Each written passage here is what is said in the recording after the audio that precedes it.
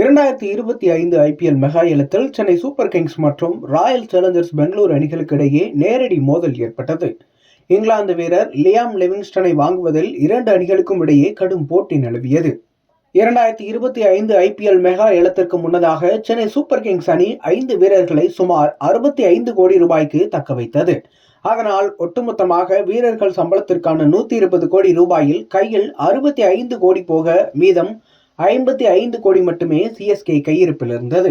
மறுபுறம் Royal Challengers Bengaluru அணிக்கு 83 கோடி கையிருப்பு இருந்தது. குறைவான தொகை மட்டுமே கையில் இருந்ததால் சென்னை சூப்பர் கிங்ஸ் அணி ஏலத்தில் முக்கிய வீரர்களை வாங்க முடியாமல் தவித்தது.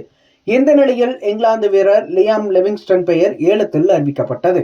லியாம் லிவிங்ஸ்டன் ஒரு ஆல்ரவுண்டர் ஆவார். அதிரடியாக பேட்டிங் செய்யும் ஆற்றல் உள்ள இவர் ஆஃப் ஸ்பின் மற்றும் லெக் ஸ்பின் வீசக்கூடியவர்.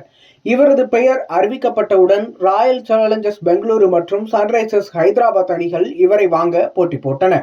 பின்னர் சன்ரைசர்ஸ் அணி விலகியது. டெல்லி கேபிட்டல்ஸ் அணியும் அவரை வாங்க போட்டி போட்டது. ஏலத்தொகை 7 கோடி ரூபாயை எட்டிய நிலையில் டெல்லி அணி விலகியது. ஆர்சிபி அணி அவரை வாங்கிவிடலாம் என மகிழ்ச்சியில் இருந்தபோது சென்னை சூப்பர் கிங்ஸ் அணியும் களத்தில் குதித்தது. அதன் பின்னர் ஆர்சிபி அணியுடன் சிஎஸ்கே அணி மோதியது. இரண்டு அணிகளும் மாற்றி மாற்றி விலையை உயர்த்தின.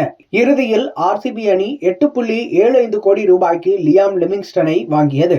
சென்னை சூப்பர் கிங்ஸ் அணியிடம் 55 கோடி ரூபாய் மட்டுமே கையிருப்பு இருந்ததால் அதற்கு மேல் விலை கேட்க முடியாமல் பின்வாங்கியது. முக்கிய வீரர்கள் இடம்பெற்ற முதல் 2 சுற்றுகளில் ஆர்சிபி அணி லியாம் லிவிங்ஸ்டனை மட்டுமே வாங்கியது. இந்த 2 சுற்றுகளில் சிஎஸ்கே அணி ஒருவரை கூட வாங்கவில்லை என்பது குறிப்பிடத்தக்கது.